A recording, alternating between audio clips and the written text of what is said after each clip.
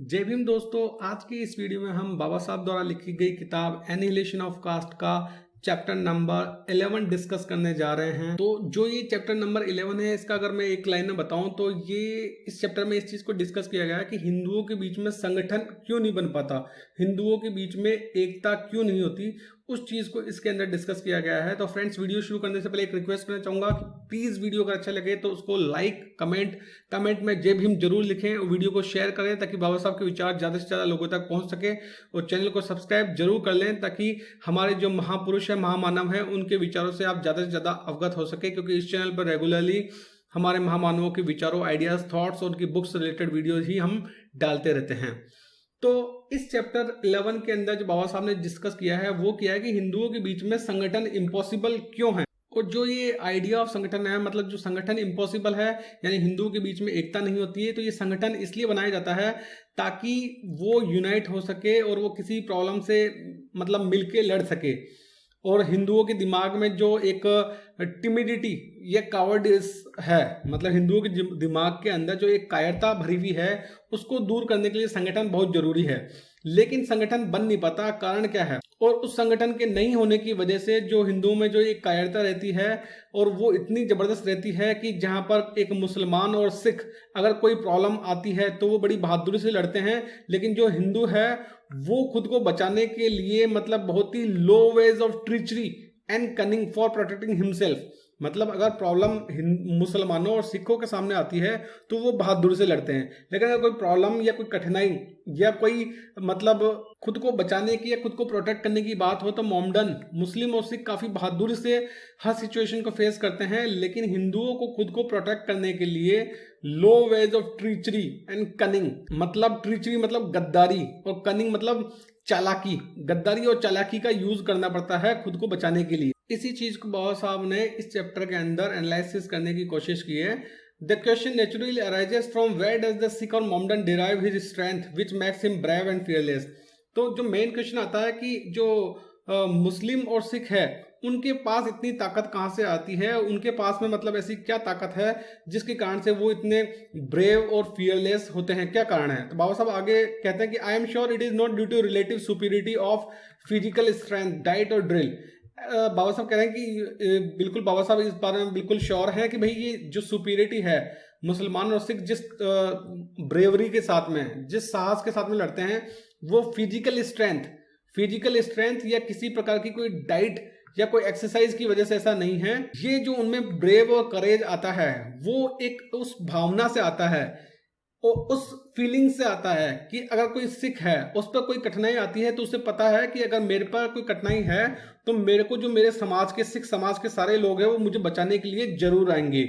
और ऐसे ही मुसलमान को ही पता है कि अगर वो किसी भी खतरे में पड़ता है और उस पर किसी प्रकार का अटैक होता है तो सारे के सारे मुस्लिम हैं उसे बचाने के लिए जरूर आएंगे। लेकिन हिंदू के केस में वो इस स्ट्रेंथ को मतलब फील ही नहीं कर सकता, उसमें इस तरह की फीलिंग ही नहीं आएगी, क्योंकि अगर हिंदू है तो वो किसी न किसी कास्ट का है, तो अगर ज्यादा से ज्यादा आएंगे तो उसी कास्ट के लोग आ जाएंगे, लेकिन पूरे हिंदू नहीं आएंगे। और क्योंकि पूरे हिंदू उसको बचाने के लिए नहीं आएंगे तो उसे एक मतलब वो अश्योरेंस नहीं है कि भाई उसे कोई हेल्प करने आएगा भी नहीं आएगा, क्योंकि सिखों को ये बिल्कुल अश्योर्ड है कि अगर उन पर कोई प्रॉब्लम आएगी तो सारा सिख समाज उनके साथ में खड़ा हुआ होगा उनके साथ लड़ने के लिए। और मुस्लिम्स को भी पता है कि अगर उन पर कोई प्रॉब्लम आएगी तो पूरा मुस्लिम समाज उनके साथ में हो जाएगा। लेकिन हिंदुओं को बिल्कुल पता है कि भाई अगर मेरे साथ कुछ होगा तो मेरा जो हिंदू समाज है वो मेरे साथ में नहीं आएगा। और क्योंकि ये जो डर है उनके अंदर कि भाई मेरी हेल्प करने के लिए कोई नहीं आएगा, इस कारण से वो कायर बन जाते हैं। Being one and fated to be alone, he remains powerless, develops timidity and cowardice, and in fight surrenders or run away।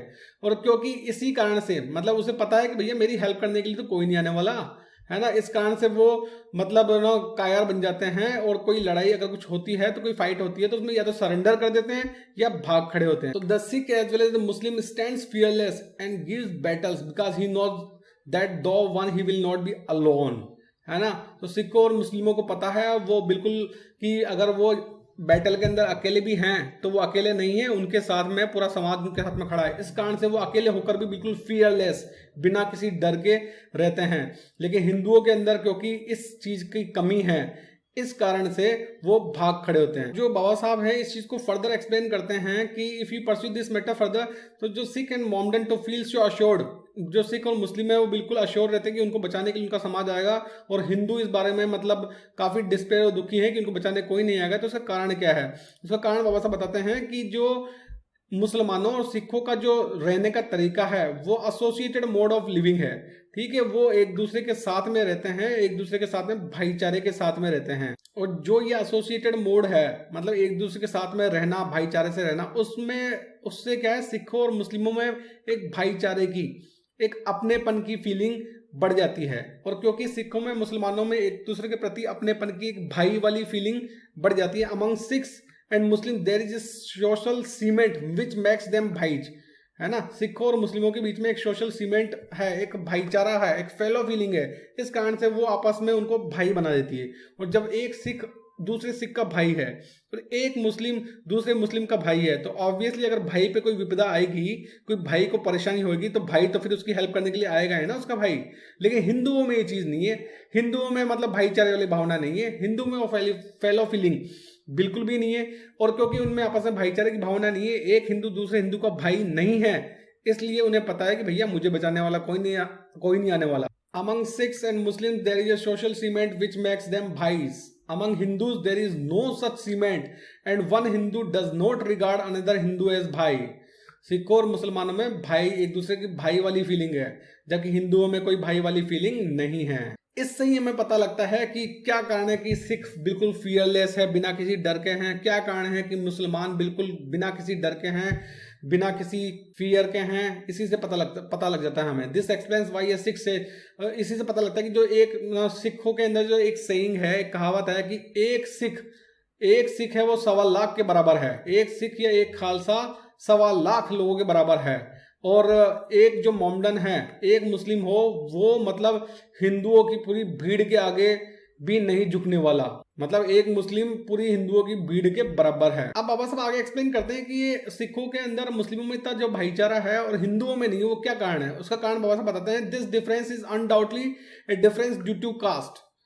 मतलब जो ये हिंदुओं में जो भाईचारा नहीं है, उसका जो सिर्फ और सिर्फ एक ही रीजन है, जाति की वजह से उनमें आपस में भाईचारा नहीं है। और जब तक ये जाति उनमें रहेगी, जाति प्रथा उनमें रहेगी, तब तक वो किसी भी तरह का संगठन नहीं बना सकते। और अगर संगठन बनाते भी हैं तो वो मतलब टेम्परेरी होगा, एक परमानेंट नहीं हो सकता। और जब तक ये जाति रहेगी तब तक हिंदू इसी तरह से वीक और कमजोर रहेगा। आगे बाबा साहब बोलते हैं कि जो हिंदू है वो अपने आप को बहुत ही टॉलरेंट सोसाइटी बताते हैं, कि बहुत ही सहनशील लोग हैं वो। बाबा साहब बोलते हैं कि सहनशील हिंदुओं का सहनशील बोलना खुद को वो एक गलती है, क्योंकि बहुत जगह जो हिंदू है वो असहनशील भी हो सकते हैं, इंटॉलरेंट भी हो सकते हैं। और जहां पर वो सहनशील है तो उनके सहनशील होने का कारण यह है कि वो काफी कमजोर हैं विरोध करने के लिए, है ना। जहां पर मतलब जहां पर वो उन्हें अपनी ताकत दिखा सकते हैं, वहां तो वो बहुत पावरफुल बन जाते हैं, ठीक है।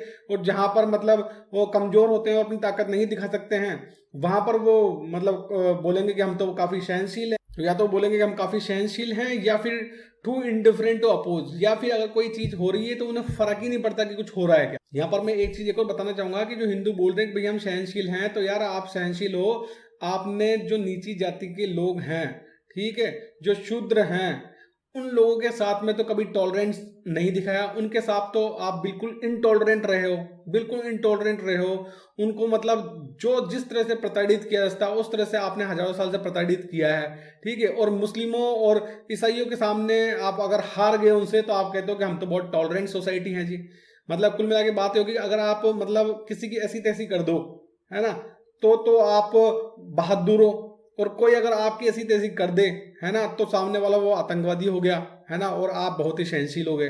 बड़ा ही मतलब विचित्र बात है ये। तो यहाँ पर बाबा साहब ने यही बोला है कि जो हिंदू खुद को टॉलरेंट बोल रहे हैं, एक्चुअली उसका रीजन ये है कि या तो वो काफी कमजोर हैं कि वो उस चीज का अपोज ही नहीं कर पा रहे जिसके प्रति वो खुद को टॉलरेंट बोल रहे हैं, या फिर उनको उस चीज का फर्क ही नहीं पड़ता कि अगर कोई चीज हो रही है तो उस चीज से फर्क ही नहीं पड़ता।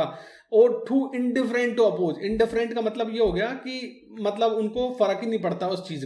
मतलब मान लो एक जाति के इंसान के साथ में, एक जाति के हिंदुओं की किसी एक जाति के साथ में, किसी जाति के एक बंदे के साथ में कुछ हुआ, तो ऑब्वियसली उसकी जाति के लोग तो फिर भी रिएक्ट करेंगे, लेकिन जो दूसरी जाति के लोग हैं उनको तो कुछ फर्क ही नहीं पड़ रहा ना।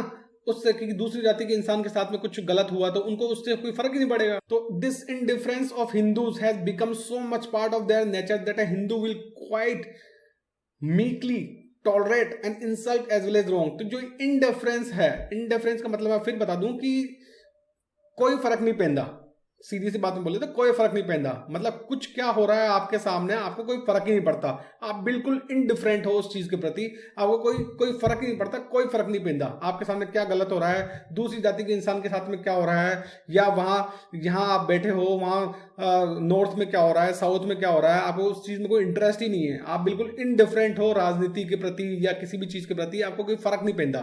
तो वो चीज, ये इनडिफरेंस का मतलब ये चीज होती है, कोई फर्क नहीं पैंदा।